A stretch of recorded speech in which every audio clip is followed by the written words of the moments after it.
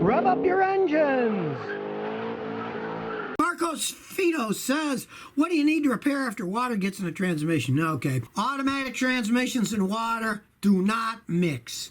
It destroys them. Let's say your car got in a flood, was on the street, water came in. Don't start it. Tow it to a mechanic. It would empty it out. They could flush everything out, and it might be okay then. But if you start it and drive it, the pump inside the automatic transmission will be pumping a mixture of water and fluid. It'll be destroyed. It's too late then. But if it just sat and nobody started it and drove it, you can have it all flushed out by a professional mechanic, and it could still be perfectly fine.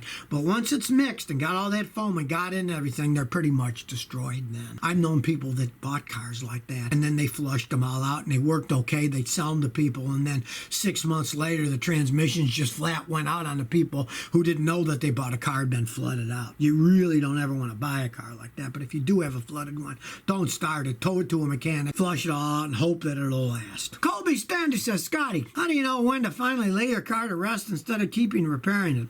Well, you know, it's a good question. A lot of it has to do with what kind of vehicle you have. You have to look at the history of what kind of car you have, what kind of problems they have. Let's say you had a Chrysler minivan. If the automatic transmission's starting to go out, whoo-wee! Then it's time to get rid of it. You don't want to mess around with something that's going to cost thousands and thousands and thousands of dollars on something that's going to continue to break and break and break. You have to understand the history of the vehicle and, you know, what it's worth.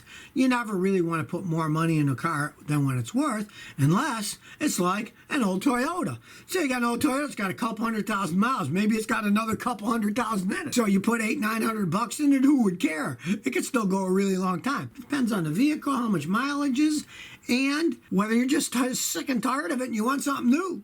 A lot of people just do that because they're tired of the vehicle. But if you don't get tired of the vehicle and it's good, hey, keep fixing it. Robbo DeWarka. Scotty, I got a 2001 Nissan Frontier V6, 225,000 miles. Should I get rid of it? Well, I can get something for it or run it till it dies. No major problems. Okay, you're getting to the end of the lifespan of that. I worked on a lot of those, and they were pretty good cars until they got higher mileage like that. Now, here's the thing. It's got 225,000 miles.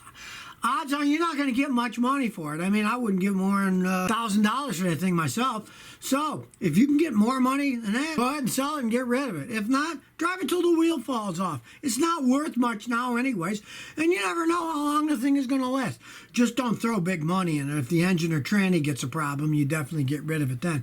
But realize, you're probably not going to get much for it. See what you can get for it, and if you're happy, sell it. But if not, drive it till the wheels fall off. Aditya. Scotty, what is your opinion about Bose suspension system? It shows amazingly in their video introduction. Is it good for all cars? A while back, Bose, these are the Bose people that make those speakers, the really good audio speakers, decided they were going to go into the suspension business and try that out with their sound wave technology. And there are a limited amount of 2019 cars that are going to have that stuff on there. And from what I've read about it, it is excellent technology. Now, they're going to put them on luxury cars because it's a very fancy ride system, and from what I've seen, I've never personally driven one or worked on one because, heck, they're just coming out with them this year. When you corner, it makes the cars more stable. I mean, you put high-tech suspension systems, they can do all kinds of things when they're computer-controlled. Expensive, but it looks interesting. I hope one of my customers buys one. I get to ride it around and see how it works.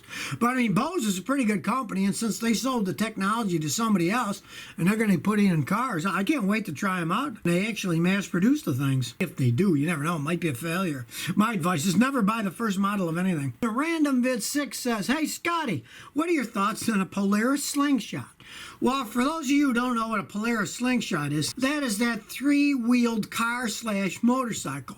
It's got a steering wheel like a car, but it only has one drive wheel in the back like a motorcycle. I've worked on them, I've driven them, they're kind of fun. Now, I'm a motorcycle guy myself, and I like the freedom and the handling of a motorcycle because it's only got two wheels. Three-wheel things, they handle a lot differently. But a lot of people, especially when they get older, if they like motorcycles and they're afraid it's going to tip over and fall, hey, they go for those three-wheeled vehicles. And I know people that like them, they soup them up, they go pretty fast, they can be a fun vehicle. If that's the type of vehicle you like, go ahead and buy it. So if you never want to miss another one of my new car repair videos, remember to ring that bell.